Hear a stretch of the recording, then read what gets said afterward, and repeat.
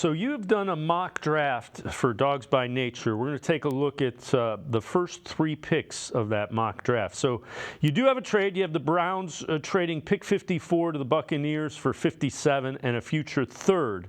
Then with that pick at 57, you have Xavier Legette, wide receiver from South Carolina, being available. In the third round, you have the Browns going for Amagaji, the offensive tackle from Yale.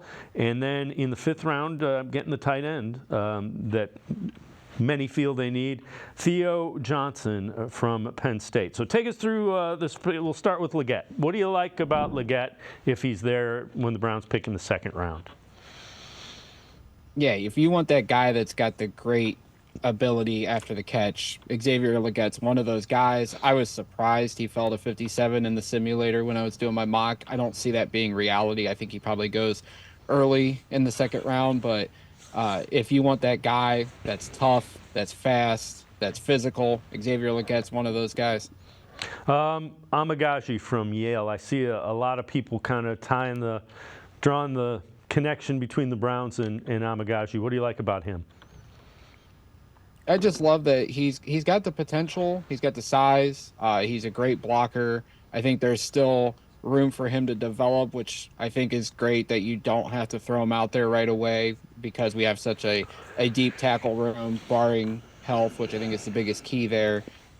He also has the flexibility. He played guard his sophomore year at Yale, was the starting right guard. So at worst case scenario, you kick him inside and he is your long-term guard, potentially replacing Batonio or Teller. But I do think he's got the ability and all the fundamentals. He does have to work on some things, but to eventually replace Jed Wills at left tackle. All right, and in the 5th round, Theo Johnson, tight end from Penn State. What do you like about him? Just the raw athleticism. Yeah, he's a little older, but he blew everybody away at the combine. He's a touchdown machine at Penn State.